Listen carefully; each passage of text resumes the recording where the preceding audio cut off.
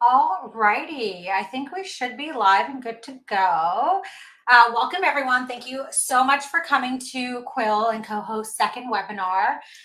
Um, for those of you who don't know me, I think I should know most of you, but for those I haven't had the chance to cross paths with, I'm Fatima Zaidi. I'm the founder and CEO of Quill and co-host. Quill is a full-service podcast production agency. We typically work with large enterprise brands to create their podcasts and market their shows. And co-host is a product that we built a few years ago. Just found that there was, real lack of data that we needed within the industries, particularly data that was servicing brands who were podcasting. And we really built the product for ourselves and our clients, and then eventually decided to open it up to the world.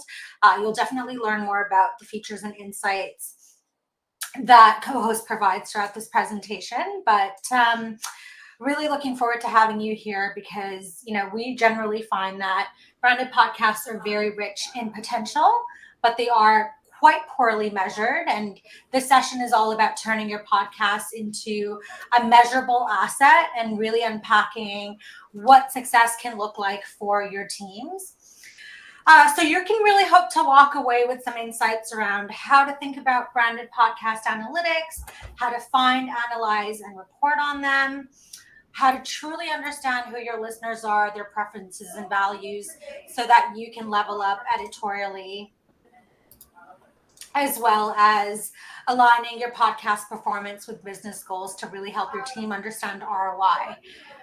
Today, I have asked the king of data to join us, Tom Webster. He doesn't really need an introduction. I feel like everybody knows Tom within the industry.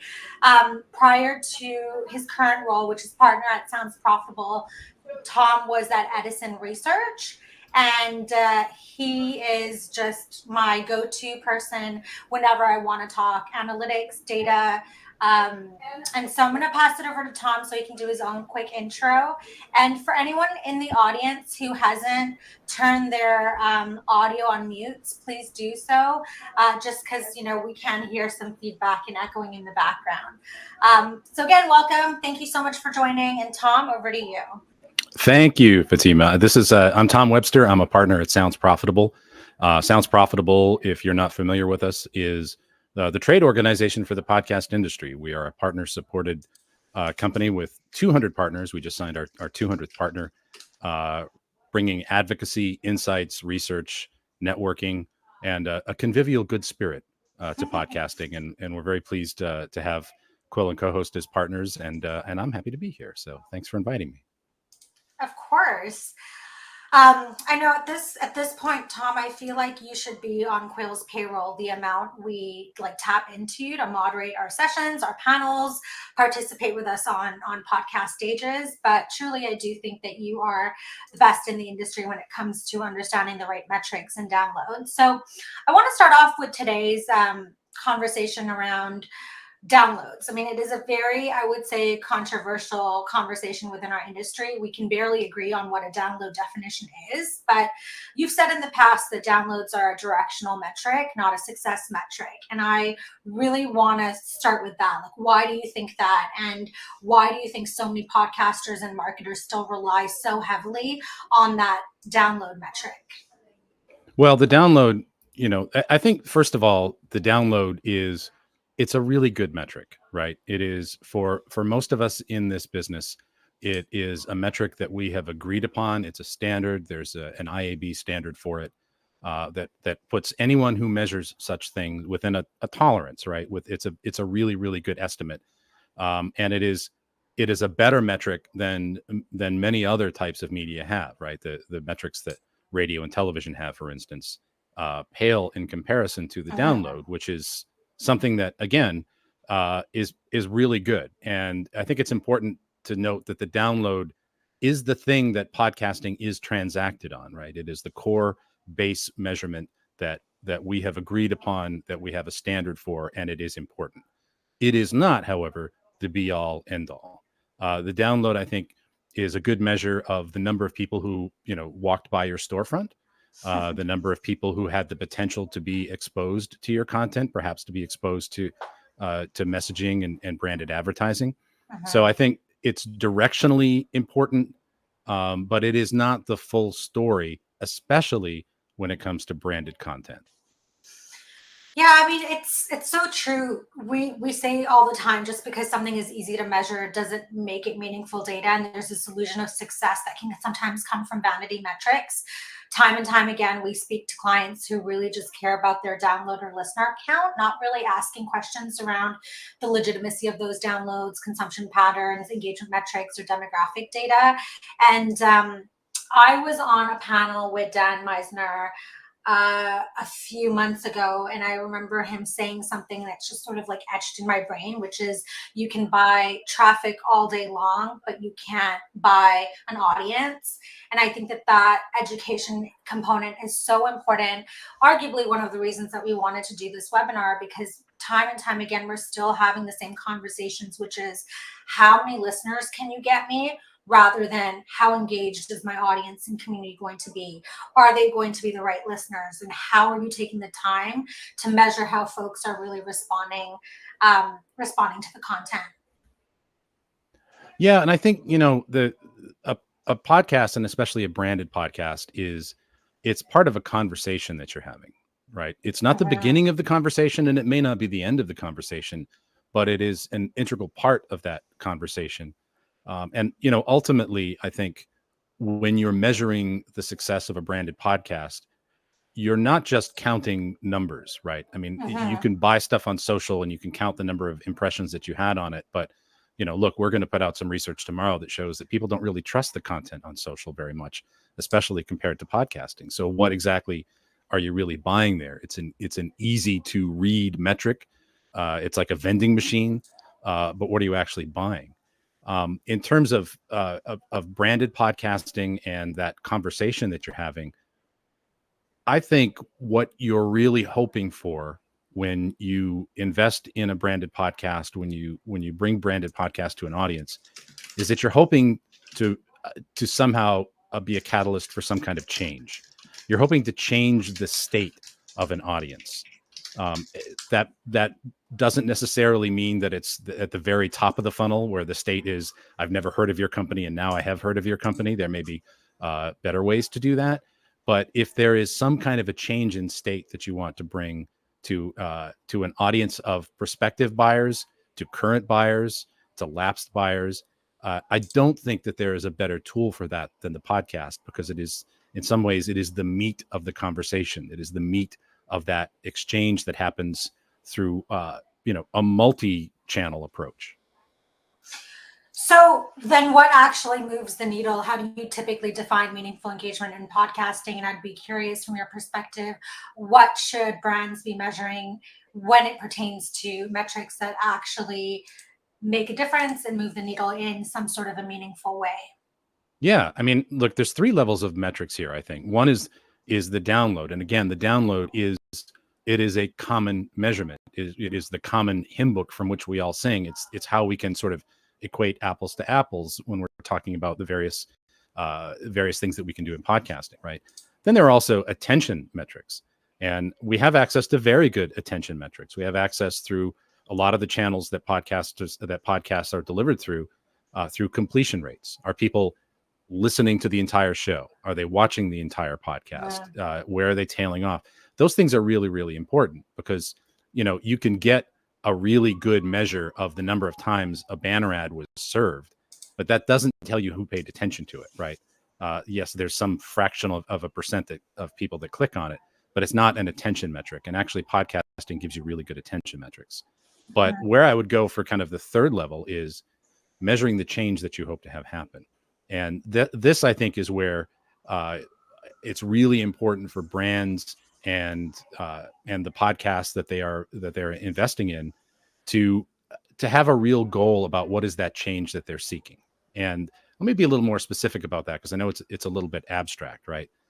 What a podcast, and particularly a branded podcast, can do is enact a change in how people feel about a brand, and even feel about the people behind a brand, in a way that a mention in an ad can't do, right? If a brand wants to change the conversation about how it's perceived, if it wants to change the conversation about its intrinsic value, then in a podcast is one of the absolute best ways to do that. And the way that you measure the success of that is the delta in that change. How did people feel before the podcast, and how did people feel after it, right? And I think that's ultimately the most powerful thing you can do in branded podcasting. Not to put you on the spot, Tom, but can you think of examples of any brands that you do feel like have really been able to change brand perception after either producing their own original content or being present on a podcast in some form of content? Yeah, I mean, back in my measurement days before I joined Sounds Profitable, I did a lot of brand lift studies for many brands that were doing branded podcasts. And essentially, what you're doing is comparing an audience that has not been exposed to the content to an audience that has been exposed to the content, and you're asking them how they feel about the brand. And one of the pieces of branded podcast content that I worked on measuring was a show that was brought to you by Ford, right? The Ford Motor Car. And the goal of the show was to change how people thought about the people behind the brand in terms of helping to promote STEM education for girls, right? Oh, They wanted, interesting. yeah. And that was what they really wanted people to see Ford as a leader in that. And so it was about, bringing that conversation to people, showcasing some great stories about girls pursuing STEM education in school and what some of the careers they might have are, but also associating Ford with that in a way that made it clear that Ford really cared about that. Ford cared about that, and there are multiple goals for that, right? There are HR goals, there are employment recruiting goals for Ford in that. So it's about having a specific goal and then measuring the change in how people think and feel about that goal when you get to the end and the other side of the content. Keith in the audience chat has just asked who could help us do such a survey. So Keith, we actually at CoHost do partner with third-party vendors who specialize in this space in data collection. And we actually do produce brand lift studies for our clients. So we can always chat offline, but lots of organizations like Signal Hill is one of my favorites. Brainsights is another one that are really taking the time to measure how the content is really impacting your listeners. And to Tom's point, measuring tone, sentiment, how our brand perception is changing, I think are really important aspects of measuring ROI. And for those in the audience who haven't taken the time or haven't, crossed paths with the BBC report, it was, I think, done in 2020. So it's maybe a little bit outdated. I don't think they've done an updated one, but they actually took the time to produce a study that measured the quantitative impacts of how a branded podcast can impact your bottom line. Things like brand consideration, favorability, and then my favorite stat, which is purchasing intent. And it was really impactful to actually see the numbers translate and how it really can impact your business when done correctly. And to Tom's point, I mean, we've seen time and time again, and we work with large enterprise brands, how they're able to really use podcasting as a way to position themselves as thought leaders, subject matter experts, change narratives. A couple examples that I can think of, we work with a really big pharma company, and I think especially after COVID, there has been a bit of a sentiment change around pharma companies, and they just wanted to produce something very meaningful. So we created a podcast on the opioid crisis, and it's really an educational resource for folks who are impacted by the crisis, showing that there is a different side to pharma companies, which I think served them really well. Another example is Ben and Jerry's. I mean, we all know Ben and Jerry's and the incredible work that they've done in activism behind the scenes. The only reason I even learned about Ben and Jerry's and the work that they were doing is their feature on How I Built This with Guy Raz. And since then, let me tell you, we are exclusively loyal to that brand, not because I think that they have a superior product, but because I just really want to support a company whose values align with mine. So Tom, I couldn't agree with you more. I think engagement metrics, consumption patterns, looking at drop-offs, the cost per minute of human attention, so important.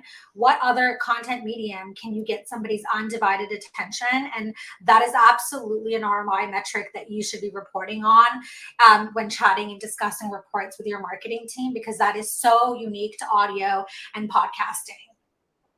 Yeah, and I think, ultimately, podcast to podcast, brand to brand, I think, partners need to kind of come up with those metrics themselves. And that makes it sound a lot fuzzier than it really is. And I'll just give you a hypothetical example of that. If you are a grocery chain, right? For a lot of people, groceries are a commodity good. You will go to either the Yeah. closest grocery store or you'll go to the least expensive grocery store, right?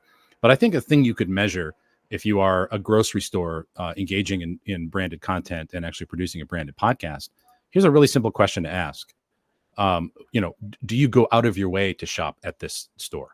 Do you go out of your way to shop at this store? To me, the ultimate measure of brand loyalty and advocacy, there's a step beyond would you tell a friend about it? And that step is, would you endure inconvenience Hmm. to support that brand, right? Those of us who have been Mac users for more than 30 years, like I have endured inconvenience to get to the state that we are today. So, would you go out of your way to shop at this store? And the reason why somebody would do that is because they have bought into this story. They have bought Hmm. into the story that brand is sharing with them. It is a co-created narrative. It's a story that the audience believe in their core, and that they also believe the brand believes. And that's the important part of it, because ultimately what a brand is the intersection of what the company thinks it is and what the audience thinks it is. And the overlap of that Venn diagram is the story that sticks.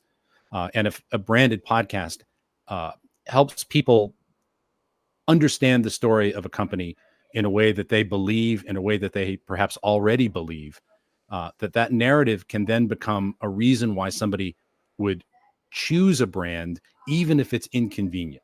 And that kind of, a beyond the pale advocacy is the kind of Hmm. thing you can measure really well in a brand lift study or in survey research. And changing people's state about how they perceive a brand is something that branded podcasts, I think, are almost unique in being able to do, because of the attention and the time of engagement that people have with them.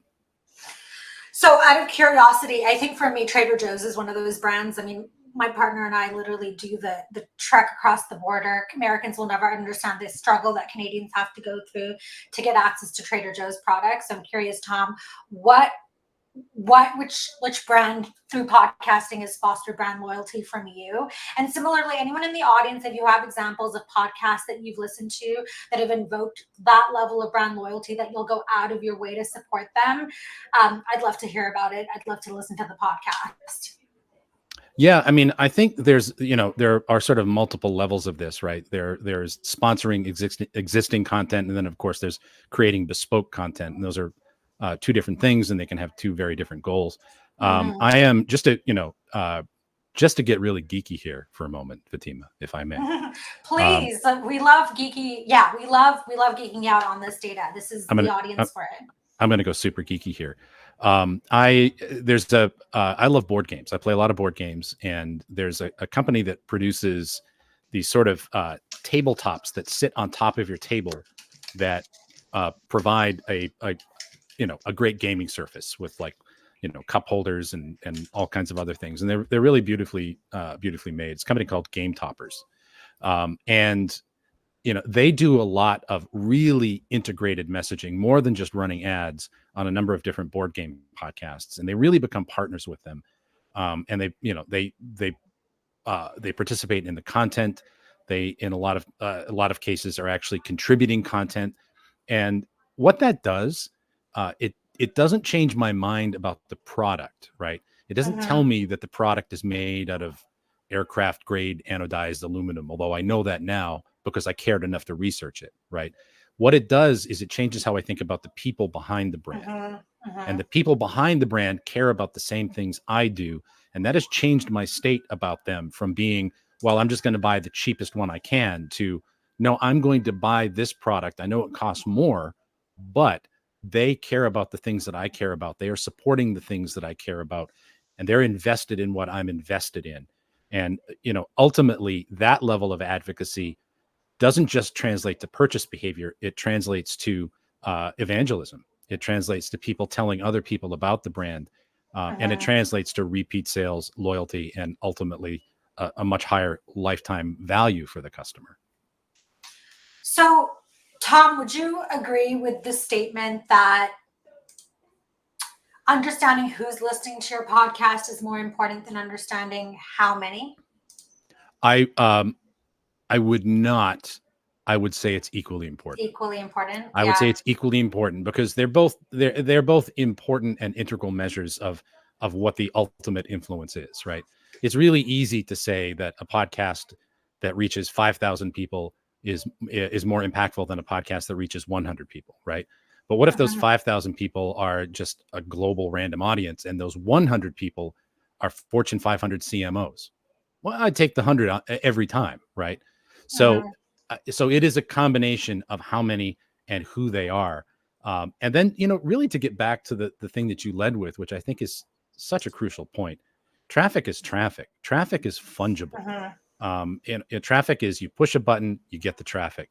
But that's not how you build an audience. And an audience, a thing that stays with you, that looks forward to the next thing that you do, that subscribes to what you do so that they be sure that they don't miss it, that goes back and consumes content that they may have missed because it's inhabited a shelf in their mind, right? An audience is, I think, one of the most powerful things you can develop, because an audience gives you the benefit of the doubt a little bit. It works with you when you change. It works with you when maybe when prices have to go up, or when stock gets low and you can't make everybody happy, or when other competitors come into the space, right? We have so many choices now, so many choices. And, I look at in your own Canada, Fatima, I was reading a story about the Hudson's Bay company finally. Oh yeah, such a tragic story. Finally being shut down. It's tragic in many ways. I encourage people to dive into that if they're interested in, well, Canada. But what has certainly brought about the demise of that is the fact that, instead of Hudson's Bay offering us 10 different kinds of shirts that we can buy, we now have 1 million different shirts that we can buy from 1 million different direct to consumer online brands. Yeah. And what are you going to remember about them? Are you going to remember the thread count and the number of buttons and the number of plackets and the color and all that? No, you're going to remember the story. And you can't tell a story in a banner ad, but you can tell a story in a branded podcast. Yeah, definitely. At Quill, one of the first things that we determine is who we're building the show for. It's, the ideal listener profile is the first step of thinking through the podcast strategy, because we've always said that it's better to be something for someone rather than everything to everyone. And we're really heavily relying on our product for this type of data, understanding who's listening to the show, their psychographic and demographic information, B2B data, because it really alters our editorial strategy. So we always want to take a look at, are we hitting the intended audience? And should we be tailoring the content further based on who's actually listening to the show? And so for people who are tuning in today, where can brands or podcasters typically go to access the meaningful, important data that they actually need? Yeah, I mean, your first stop is going to be with your podcast host, and you have very good stats available to you at CoHost. I think a number of the platforms have their own demographics available, either through user registrations or inferred demographics. A great source of that, again, is to do survey work with your listeners, provide them some value to take a survey and learn a little bit more about them, learn about their preferences, what they like and don't like, and how they found you and how they would talk about you to a friend. All of those things I think are really, really important to help you understand an audience. Because ultimately, I think the best podcasts, whether it's a branded podcast or not, are really have an audience of one single human in mind, right? It's a specific person, and that specific person is a man or a woman, and they are of a certain age, and they wear certain clothes, and they drive a certain car.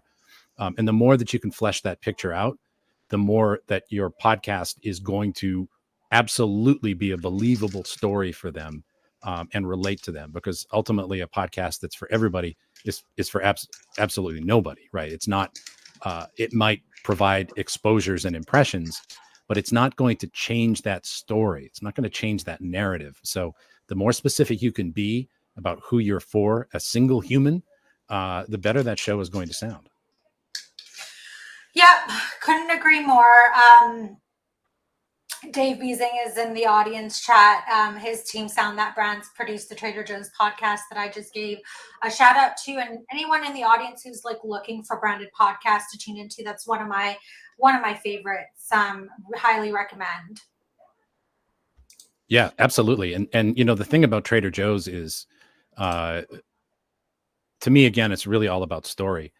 I think people are really curious about Trader Joe's, right? And anytime you shop in a Trader Joe's, there's always one thing you bought that your cashier has tried, and you get a little bit of a story about it.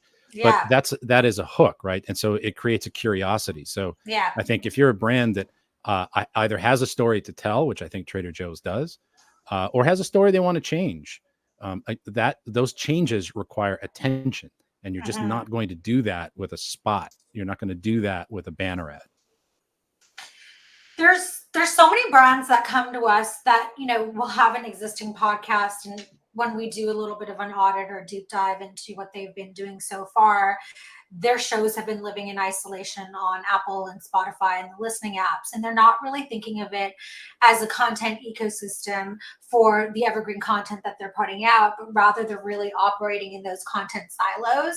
um, we're really big advocates of repurposing content, diversify where you're reaching people. So I'd be curious, as it pertains to marketing and podcasting, how should brands think about podcast listeners across marketing channels versus just within the listening apps? Because I truly think it's such a lost opportunity when you're not thinking about repurposing all of this amazing content that you're putting out through your podcast for SEO formatted recap blogs, shorts for video purposes, or whatever it is that you can do to leverage your internal channels.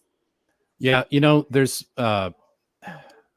so many times I think marketers take the easy route when it comes to things like attribution metrics. Yeah. And if I hear about something on a podcast and I Google it and then I buy it, right? Google gets all or some or equal or far too much credit for that, when actually all they were was a utility to help me connect to a thing I already knew that I wanted to buy. What the missed opportunity here, I think, when I've worked with brands in the past, is how they think about podcasting in their other measures in other media channels. And I'll give a really Mm-hmm. good example of that. I did for 4 or 5 years. I did sort of a continuing program of brand measurement for one of the major insurance companies, one of the 5 that irritates us with you can guess which Yeah. one of them, and you're probably correct. And we would provide them with sort of brand lift information, and we tracked annoyance for them in different ways, right? Are they overexposed in this channel? How's the annoyance factor increasing, and things like that. And they would look at some of this data and they would ask, is this good or is this bad? And I could give them benchmarks compared to other work that I have done. But what I wanted to say to them was, well, you tell me, because you should be asking about this when you're doing work on your video advertising, when you're doing work on your television advertising. You should be asking about podcasts. You should be asking, did you encounter this, right? Because all of it is of a piece. So the audience is not in a silo.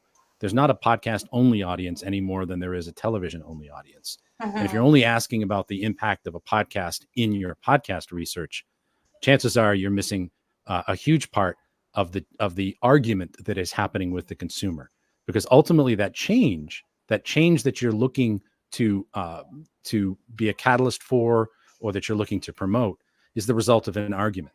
And every story is an argument. It starts with where the consumer is, and maybe they're aware of your brand, maybe they're not.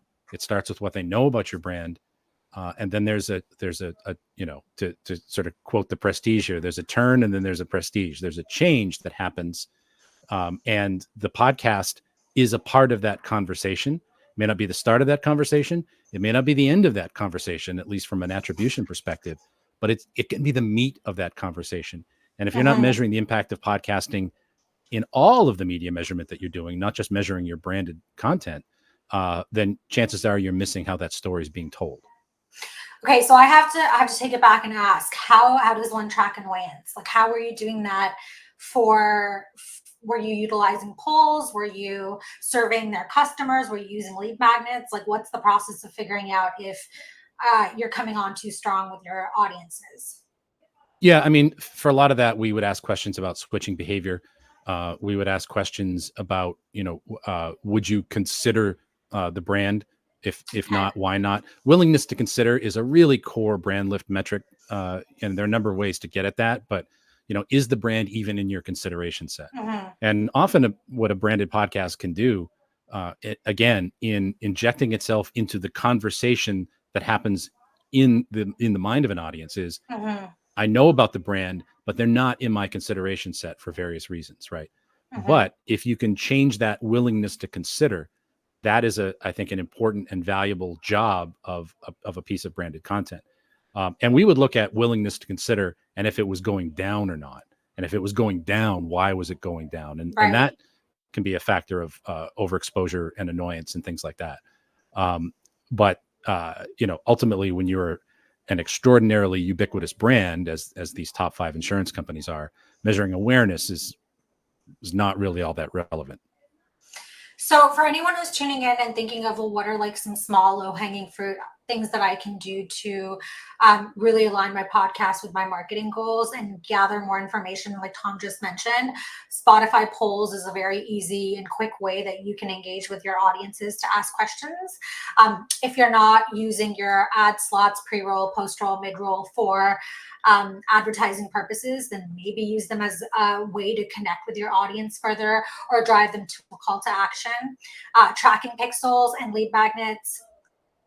If you have an email list, why not drive people there and get them to sign up? Try to spend some time measuring activity beyond just an audience listening to a podcast, but like what happens when they leave the podcast and they're on your website, like where are they engaging with your content? And I think that's just where it's so helpful to make sure that you're really diversifying where you're reaching your audiences. So if you are producing transcripts, they should be converted into SEO formatted recap blogs for accessibility purposes. Some people prefer reading over audio, and we want to make sure that we're not missing out on those folks. If you are capturing both audio and video, make sure you're utilizing those video shorts for bite-sized promotional content. If you have a newsletter, make sure that you're sort of driving traffic both ways.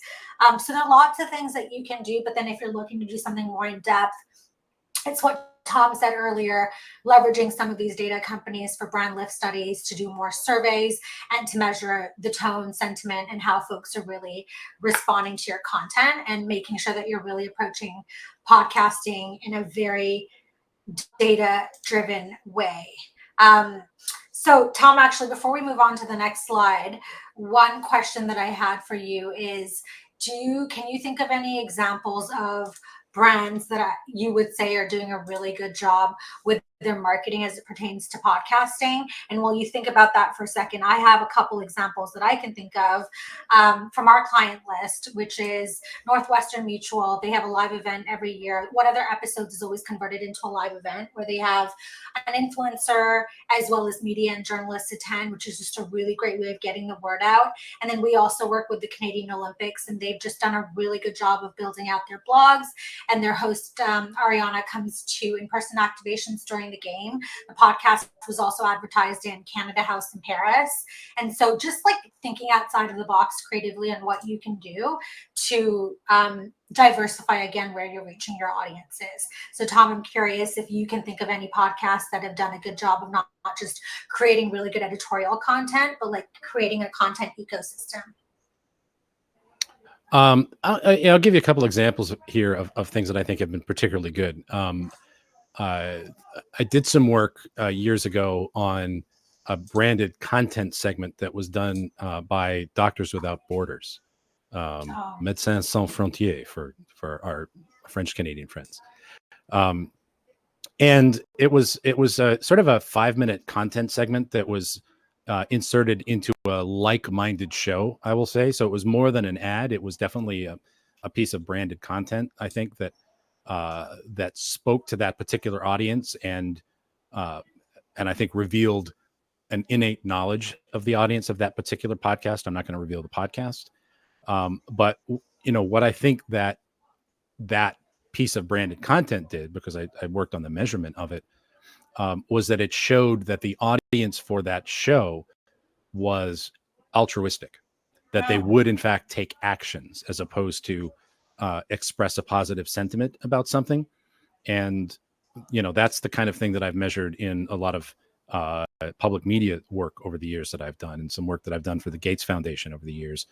What are the triggers for altruism? What actually encourages people to take an action? So, some of the things that we were measuring there weren't, awareness of the brand, but could this trigger activism? Could this trigger people actually donating their time or treasure?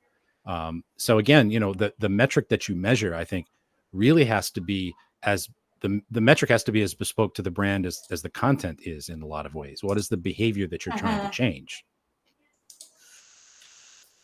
So we've really touched upon this throughout the entire podcast, just trying to think of if we could wrap this up neatly with a bow. If, let's just say, your CMO or your VP of marketing asks, what has this podcast done for us at the end of, the fiscal year, when you're deciding whether or not to provide more, increase more budgets for production, how should marketers really answer that when building a postseason report? What should or shouldn't be included? I definitely have my list of KPIs and metrics that I think need to go into a season report, and we actually do in-depth analytics reports for our clients, and we try to include all of the metrics that we think will help identify whether or not podcasting is the right strategy for them. But I would be curious to hear from your perspective, if you were putting together a report, what are the absolute non-negotiable metrics that you would include? Yeah. Well, I do think you need to have downloads, but I don't think you lead with downloads because, again, if you're just trying to get traffic, there are better ways to do that, right? The downloads are, again, a common vocabulary, so they do have to be in there. I think attention metrics are really, really valuable. The consumption percentage, multiple show consumption, sharing the show with others, those kinds of metrics, I think, are really, really important. But, the most powerful thing I think you can know as a brand is why people do or do not buy your brand. Why people do or do not buy your brand. And I think the metrics that you're looking at for a branded podcast, in addition to the kind of digital metrics that we have talked about, I think you need to have some metrics in there that address that. Did we change people's minds about why they would not buy our brand? Did we move them a step closer to that? Maybe not all the way, because, again, it's a conversation, but did we knock them off their perch a little bit? Did we address one or more of the reasons why someone might not buy our brand? And did we, bring people to a different state in that? And there's all kinds of survey kinds of questions you can ask about that. Willingness to consider, do you believe that the people behind this brand are, believe in these things? Do you believe that they're credible? Those are the kinds of things that you measure over time. And as you show those things moving over time, one way or the other, that's the kind of metric that very few other types of media, I think, can really move. Definitely. Another, I would say, set of data points that I think are really important to also measure if you're a B2B brand, B2B data. So taking a look at what companies are tuning in, their job titles, location, revenue sizes, because what you can do is you can export a lot of this data and integrate it with your CRM tools to see who's engaging with your content that's on your prospect list, and similarly, who's in your prospect list that is definitely that isn't engaging with your content that you can get in front of. So for clients who are interested in using podcasting as a secondary way of lead generation, I think utilizing and being smart with how you capture B2B information and then try to retarget those sort of consumers can be a really smart way of measuring and improving ROI, especially to those growth marketers who are very concerned with every dollar that they're putting into podcasting, how it comes back and impacts their bottom line. So with that, brings us to the end of our webinar series with Tom Webster. If you have any questions, now would be the time to drop them in the audience chat. We have been sort of trying to field questions as we went along, but there have been a few folks who have asked if this will be recorded. Yes, it will be. It will be available to everybody who signed up for the webinar, and our marketing team will be reaching out and sending it over to you. So if there are folks in your team that wanted to tune in but couldn't, you can pass along the link. It will also be available on Quill's YouTube channel, so you can catch it there as well. Big thank you to Tiana and Ali from our marketing team for organizing this, sending out all the invites. We had a really, really great attendance and sign up list, and I obviously had no part in it.